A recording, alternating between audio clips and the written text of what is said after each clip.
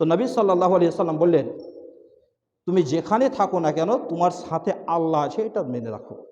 তুমি জানো যে তোমার সাথে আল্লাহ আছে, মানে তুমি যখনই যে কাজ করতে যাও না কেন তখনই ভাবো আল্লাহ আমাকে দেখছে, আল্লাহর শক্তি আমার প্রতি সর্বত্র, আল্লাহর ক্ষমতা, আল্লাহর শাস্তি সম্পর্কে জেনে রাখো। সর্ব অবস্থায় আমি আল্লাহর চোখের সামনে আছি, অতএব আল্লাহকে ফাঁকি দেওয়া যাবে না।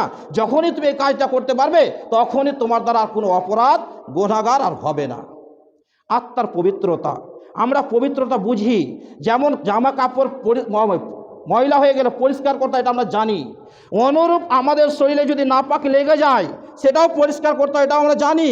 বাড়িঘরের ব্যাপারে সচেতন, পরিষ্কার পরিচ্ছন্ন করতে হবে। একটা বাচ্চা ছেলে যদি নোংরা লেগে যায় পায়ে, তাহলে সে বাচ্চা ছেলেও বুঝে নোংরাটা মুছতে হবে, তাই দেখবেন ওরা মুছে যাচ্ছে না তো ধুয়ে নিচ্ছে। পবিত্রতা সেও বুঝে, কিন্তু আত্মার পবিত্রতা কি? আত্মা তো আর দেখা যায় না, আত্মা মানুষ অনুভব করে, বিশ্বাস করে, তার অস্তিত্ব বিশ্বাস করেছে, তবে আত্মা দেখা যায় না। শুধু মানুষ কেন, আজ সায়েন্টিস্ট, আপনি দার্শনিক, বৈজ্ঞানিক, যত মানুষ আছে সবাই আজ বিশ্বাস করেছে যে আত্মা হচ্ছে শরীরের রাজা, আত্মা হচ্ছে শরীরের রাজা। আজকে বিজ্ঞানীরা বলতে বাধ্য, আজ গোটা বিশ্ব যখন এগিয়ে গেছে, গোটা পৃথিবী এগিয়ে গেছে, মানুষ এতটা উন্নত ঘটিয়েছে যে মানুষের অঙ্গ কেটে, একটা মানুষের অঙ্গকে কেটে আবার জোড়া লাগিয়ে সেই মানুষ সুস্থ অবস্থায় চলাফেরা করছে। কেন? পুরো শরীর কেটে ফেলে দেওয়ার পরেও বিজ্ঞান খুঁজে পায় না আত্মাটা কোথায় আছে। অথচ গোটা বিশ্ব আজ এগিয়ে গেছে, মানুষ অনেক কিছু মানুষকে কেটে করে দেওয়ার পরে আবার জয়েন্ট লাগিয়ে মানুষ সুস্থভাবে চলাফেরা করছে।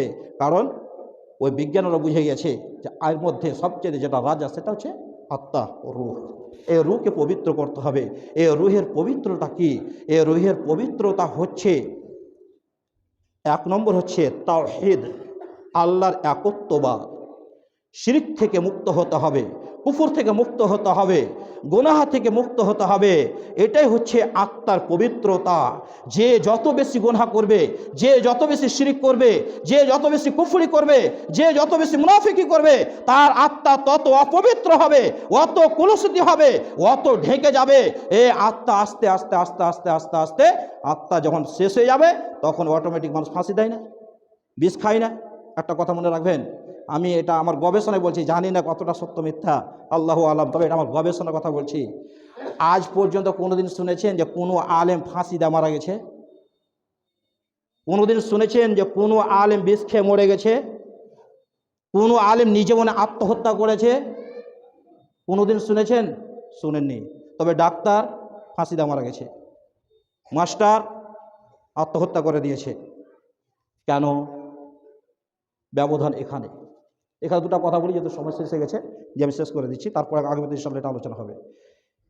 শরীরকে সুস্থ রাখতে, এই যে আপনার বডি, এই বডির থেকে সুস্থ রাখার জন্য কিসের প্রয়োজন? খাদ্যের প্রয়োজন। আর একটা কথা মনে রাখবেন, এটা ইমানি ব্যাপার। আমি আপনাকে প্রশ্ন করছি, আপনারা কি আমাকে দেখতে পাচ্ছেন? যে আপনারা সবাই মিলে কি আমাকে দেখতে পাচ্ছেন? পাচ্ছেন। আমি যে বলছি আমি আপনাকে দেখতে পাই না, আমি আপনাদেরকে কাউকে দেখতে পাচ্ছি না। কথাটা উল্টো হয়ে গেল, তাই না? জি, আসলে হচ্ছে আমি আপনাদেরকে দেখতে পাই না, মানে আপনি আমার হাত দেখছেন, মাথা দেখছেন, চোখ সব দেখছেন, বডি দেখছেন। আমি বলতে কে? আমি বলতে আত্মা, রূহ। আমার দেহ থাকার রূহ বেরিয়ে আমি কথা বলতে পারবো? মানে বডি কথা বলবে? তার মানে আপনি কি আমার রূহকে দেখতে পাচ্ছেন, আত্মা দেখতে পাচ্ছেন না? আমার বডি দেখছেন, চোখ মুখ হাত পা পুরো বডি দেখতে পাচ্ছেন, তবে আত্মা দেখতে পাচ্ছেন। আমি আপনার আত্মা দেখতে পাই না, আপনার দেহ দেখতে পাচ্ছি, আপনার বডি দেখতে পাচ্ছি, তবে আত্মা দেখতে পাই না। তাহলে আপনার এই বডি যখন মায়ের পেটে 43 আপনার হয়ে গেছিল, সেই সময় দুইজন ফেরেশতা এসে আত্মাটাকে নিয়ে বাইরে দাঁড়িয়ে আছে। দাঁড়িয়ে থাকার পরে একজন ফেরেশতা মায়ের পেটে ঢুকে ওখানে লেখলো তাক দিয়ে, তুমি এতটা খাবে, এতটা পড়বা, এই করবা, ওই করবা, সব তাক দিয়ে লেখা হয়ে গেল। তারপরে রূহ ফুঁকে দিল, মানে খাদ্যর তালিকা লিখলো, তাক দিয়ে লিখলো ওই বডির। তখন আপনার বডিকে সুস্থ রাখার জন্য কি দরকার? খাদ্যের প্রয়োজন। যদি একদিন, 2 দিন, 4 দিন, 10 দিন খাবার না খান, আস্তে আস্তে আস্তে আস্তে শরীর অসুস্থ হয়ে আপনি রোগাক্রান্ত হয়ে দুনিয়া ত্যাগ করতে হতে পারে। এই জন্য আপনাকে শরীর সুস্থ রাখার জন্য খাদ্যের প্রয়োজন। পেটে যদি খিদা থাকে আর আপনাকে কেউ বলে এটা কাজ করে, ভালো লাগবে? ভালো লাগবে না। তার মানে কেন? পেটে জ্বালা আছে, পেটে জ্বালা বন্ধ না হওয়া পর্যন্ত শান্তি পাওয়া যাবে না। তাহলে পেটকে শরীরকে সুস্থ রাখার জন্য খাদ্যের প্রয়োজন। অনুরূপ এই আত্মার খোরাক যদি আত্মা না পায়, তাহলে আস্তে আস্তে আত্মাও অসুস্থ হয়ে যাবে। আর যেদিন আত্মা অসুস্থ হয়ে যাবে, পৃথিবীর কোনো শক্তি, কোনো ডাক্তার, কোনো দার্শনিক, কোনো বৈজ্ঞানিক এর খাবার তৈরি করে দিতে পারবে না। কারণ আত্মার খোরাক এগুলা খাবার নয়। আত্মার খোরাক হচ্ছে পবিত্র কোরআন, আত্মার খোরাক হচ্ছে আল্লাহর জিকির, আত্মার খোরাক হচ্ছে সালাত, আত্মার খোরাক হচ্ছে আপনার এই রোজা। আল্লাহর জিকির হচ্ছে আত্মার খোরাক। যত বেশি আপনি আল্লাহর কাছে কেঁদে কেঁদে তওবা করবেন, মনের মধ্যে দেখবেন প্রশান্তি নামছে। যত বেশি আপনি কোরআন অধ্যয়ন করেন, কোরআন পাঠ করবেন, মনের মধ্যে দেখবেন শান্তি নেমে আসছে। যত বেশি আপনি আল্লাহর ধ্যানে মগ্ন থাকবেন, মনের মধ্যে দেখবেন শান্তি নেমে আসছে।